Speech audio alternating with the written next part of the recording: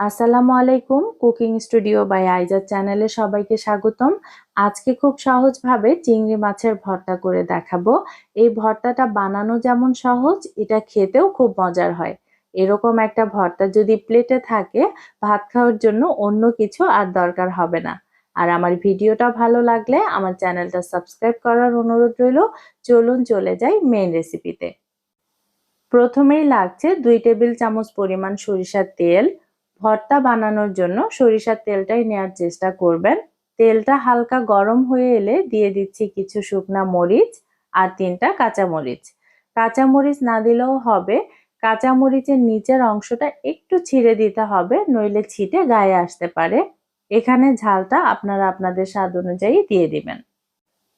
একই তেলে দিয়ে দিচ্ছি 2টি ছোট দেশি মোটা করে কাটা পেঁয়াজ কুচি, সেই সাথে দিয়ে দিচ্ছি 5-6টির মতো দেশি আস্ত রসুনের কোয়া। দেশি পেঁয়াজ রসুন ব্যবহার করলে এখানে ভর্তার স্বাদটা আরো বেড়ে যাবে। পেঁয়াজ রসুন হালকা ব্রাউন করে ভেজে নিতে হবে, পুড়িয়ে ফেললে ভর্তা খেতে তিতা লাগবে। এখানে আছে 1/2 কাপ পরিমাণ ছোট চিংড়ি মাছ।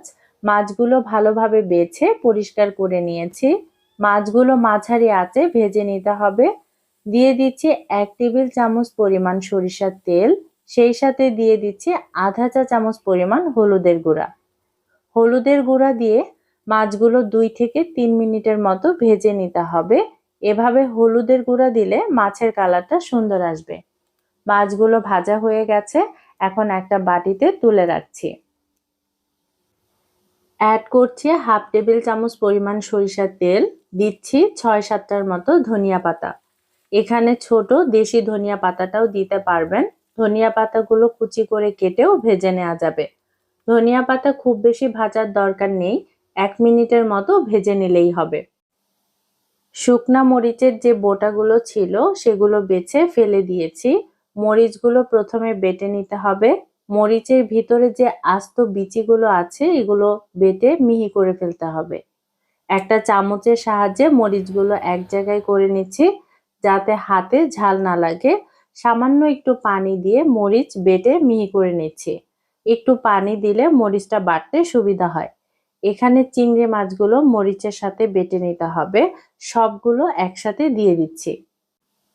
এবারে লবণ অ্যাড করছি 2 চা চামচ পরিমাণ। লবণটা আপনারা আপনাদের স্বাদ অনুযায়ী বাড়িয়ে বা কমিয়ে দিবেন।